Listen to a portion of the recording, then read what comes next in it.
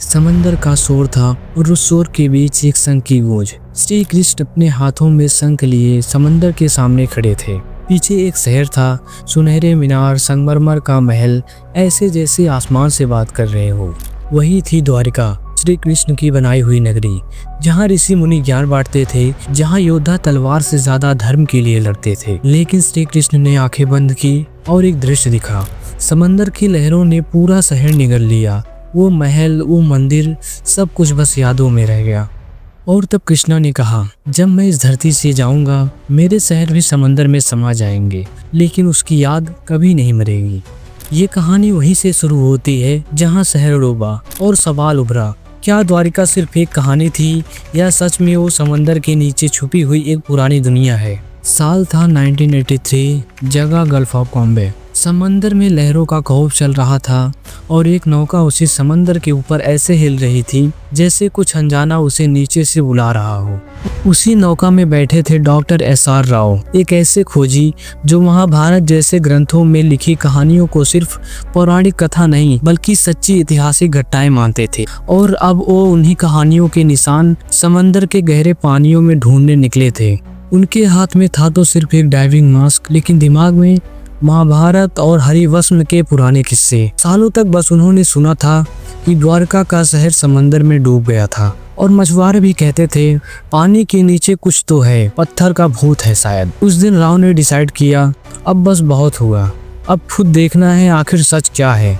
वो NIO की team के साथ समंदर में उतरे। नीचे सब कुछ अंधेरा था, पानी थोड़ा थोड़ा ठंडा और हर तरफ सन्नाटा। फिर अचानक उनकी टॉर्च की रोशनी एक दीवार पर पड़ी और जो दिखा वो सिर्फ पत्थर नहीं था, उस पर नक्शा बना हुआ था जैसे किसी ने हजारों साल पहले अपने हाथों से तराशा हो। और आगे एक पिलर, उसके ऊपर डिजाइन जैसे समय से पहले की स्क्रिप्ट हो। राव का दिल तेज धड़कने लगा और बोले, ये वही है जो महाभारत के वर्णनों में लिखा गया था। जब वो ऊपर आए, हाथ में एक पोएट्री का टुकड़ा था। तब कार्बन डेटिंग ने बताया ये 1500 BCE का है। मीडिया ने पूछा, सर ये क्या है? राम मुस्कुराए और बोले, ये केवल एक पॉइंट नहीं, ये कृष्ण जी की द्वारका हो सकती है। लेकिन जहां लोग मान गए वहीं कुछ लोग हंस पड़े। एक हिस्टोरियन डॉक्टर DN झा ने ताना मारा, तो क्या लिखा है इस पे, प्रॉपर्टी ऑफ कृष्णा? राव ने सीधा जवाब दिया, विश्वास और विज्ञान दुश्मन नहीं है, साथी है। दिल्ली 2002। डॉक्टर अनिका वर्मा, इसरो की एक ब्रिलियंट रिसर्चर, सैटेलाइट की स्क्रीन पे एक अजीब सी स्ट्रक्चर को जूम करके देख रही थी। समंदर के नीचे एक बड़ी सी दलदली गेटवे जैसी चीज दिख रही थी। और फिर वो बोली, ये जो स्ट्रक्चर है ये तो लोथल के डॉग जैसे लग रहा है, लेकिन लोथल तो 1500 BCE का है और कृष्ण का युग तो उससे भी पहले का माना जाता है, तो फिर टाइमलाइन कैसे मैच होगी? फिर एक कॉन्फ्रेंस हुई, सभी एक्सपर्ट इकट्ठा हुए। हड़प्पा एक्सपर्ट ने कहा, ये एक इंडस वैली का पोर्ट हो सकता है, द्वारका नहीं। एक मिथोलॉजिस्ट ने बोला, महाभारत में लिखा है श्री कृष्ण के जाने के बाद शहर एक ही रात में डूब गया, शायद सुनामी आई हो। कॉन्फ्रेंस हॉल में साइलेंस छा गया। जहां कुछ लोगों को इतिहास दिख रहा था, वहीं कुछ लोगों के लिए ये सिर्फ मिट्टी का टुकड़ा था। और फिर ये केस 2014 संसद भवन न्यू दिल्ली में। गर्मी थी लेकिन अंदर डिबेट का माहौल और भी गर्म था। एक नेता टेबल थपक के बोलता है, द्वारका हमारी विरासत है, तो सरकार इसे कृष्णा का शहर क्यों नहीं घोषित करती? टीवी कैमरास ब्लिंक करते रहे, रिपोर्टर लिखते गए, पर एक कोने में बैठा आर्कियोलॉजिस्ट जिसका चेहरा थक चुका था, बस एक लाइन में जवाब देता है, हमें एक समृद्ध पोर्ट मिला है, लेकिन कृष्ण से जोड़ना ये साइंस के बाहर की बात है। और फिर बाहर निकले तो बाहर का नज़ारा ही बदला हुआ था। बाहर निकलते ही पॉलिटिक्स से ज़्यादा मार्केटिंग का मेला लगा था।